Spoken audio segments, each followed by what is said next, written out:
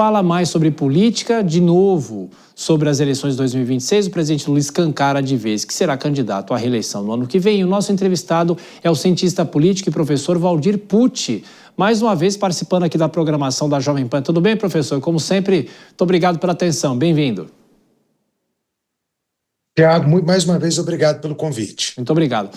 Bom, professor, que o presidente Lula seria candidato à reeleição, todos nós já imaginávamos. Muitas vezes nos eventos pelo país, ele fala como se já estivesse em campanha, mas agora ele escancara de vez essa possibilidade, inclusive estando na Indonésia. Eu pergunto para o senhor, é Lula sendo Lula ou ele aproveita talvez um vácuo de nome na centro-direita para começar a navegar nessa possibilidade de conseguir um quarto mandato num momento ainda muito distante da eleição, mas eu nunca vi uma eleição ser tão antecipada, não é, professor? Tiago, essa eleição ela foi antecipada, acredito que desde o primeiro dia, desde a posse do presidente Lula, já se falava da próxima eleição, que será a do ano que vem. Eu acho que é o presidente Lula sendo o presidente Lula, e principalmente por que eu digo isso? Em especial porque o PT não tem outro nome, a esquerda não tem outro nome para lançar como candidato em 26 que tenha competência para tentar disputar esse voto do eleitor. Então, não há ninguém além de Lula. E o Lula sabe disso. Ele sabe que o PT não tem nome, ele sabe que outros partidos da esquerda não têm nome para esta próxima eleição. Então, ele já se lança candidato. E aí a gente também não pode esquecer do histórico de Lula.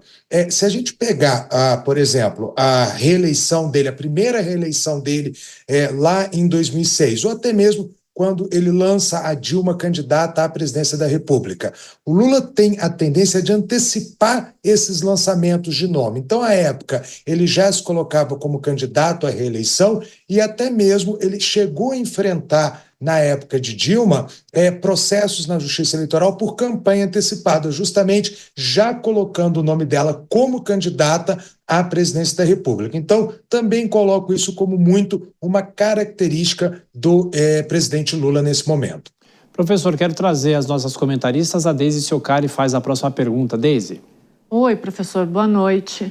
Professor, a gente vinha falando aqui sobre essa questão de alternância de poder e também de uma liderança forte.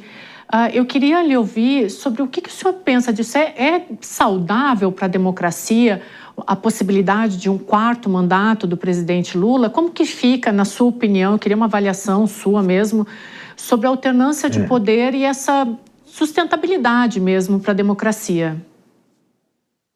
Bom, primeiro, boa noite, Deise. Sua pergunta é muito pertinente. Primeiro, a ciência política, ela entende que uma democracia ela se faz com alternância de poder.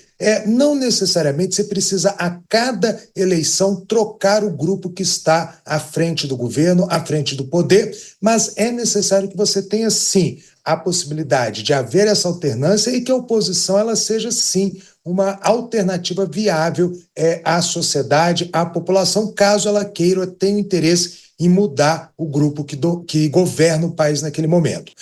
Se a gente pensar num quarto mandato de Lula, é claro que pensar em mandatos que continuam ou que se perpetuam no poder nunca é algo saudável. Mas a gente tem que lembrar que isso também faz parte da nossa regra do jogo. Então, vamos só fazer um paralelo aqui com o direito internacional e com a política internacional.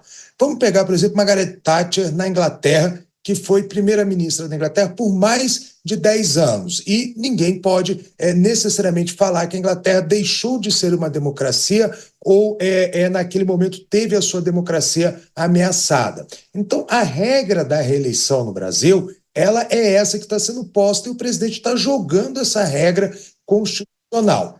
Agora, podemos discutir, sim, se esse instituto da reeleição, eu acho que é uma discussão saudável, uma discussão que o país precisa fazer, se o instituto da reeleição ou até mesmo a possibilidade de um presidente que cumpra 2 mandatos poder dar o lapso temporal de um mandato e retornar depois, se isso é saudável para uma democracia como a democracia brasileira, que ainda precisa de uma grande consolidação. Que tal, por exemplo, a regra dos Estados Unidos? onde o presidente ele só pode exercer um mandato, 2 mandatos, independentes sequenciais ou não. Então, por exemplo, Donald Trump, pela regra atual, não pode ser candidato ao término desse mandato, porque ele já está no seu 2º mandato.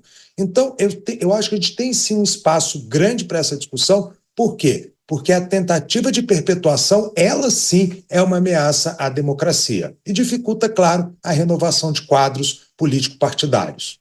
Professor Waldir Pucci, vou chamar a Dora Kramer para fazer a próxima pergunta. Dora.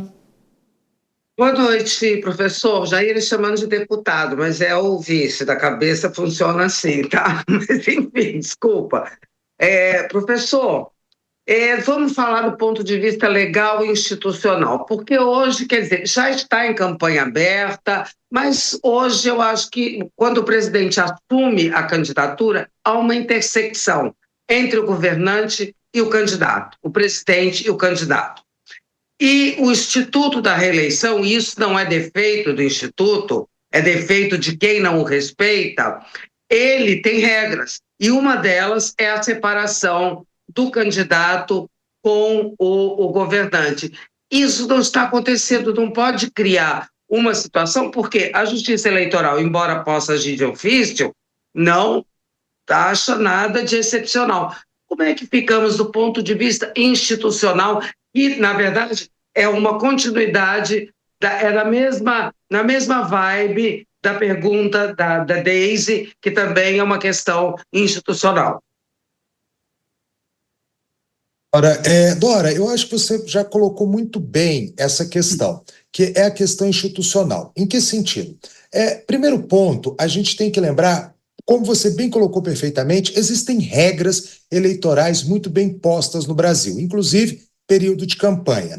O período de campanha no Brasil começa a partir do dia 15 de agosto do ano eleitoral. Então, é ali que a pessoa, seja ele candidato à reeleição ou não, pode fazer a sua campanha eleitoral. E qualquer campanha feita antes deste período, inclusive, pode ser considerado um crime eleitoral sujeito a multa e, se vier associada a uma questão, por exemplo, de abuso do poder econômico, de abuso do poder político, ele pode, inclusive, a depender da gravidade, levar à inelegibilidade da pessoa, ou seja, ela não poderá ser candidata dentro daquela eleição.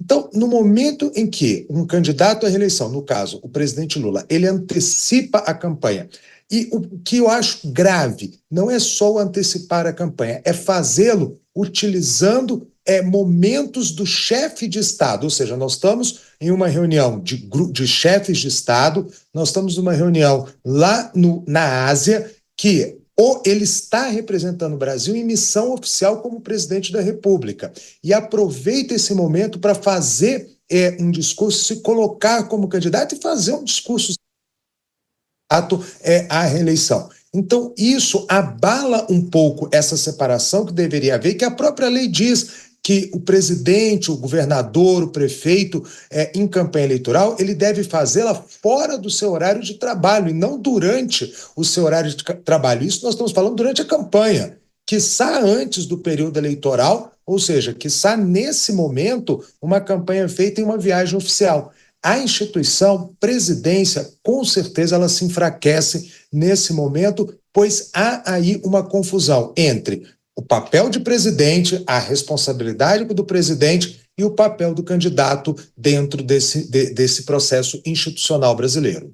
Professor Waldir Pucci, cientista político, muito obrigado por atender a Jovem Pan, pela análise que o senhor fez aqui com a gente. Volte sempre. Até a próxima, professor. Um abraço. Obrigado. Muito obrigado. Bom, a gente gira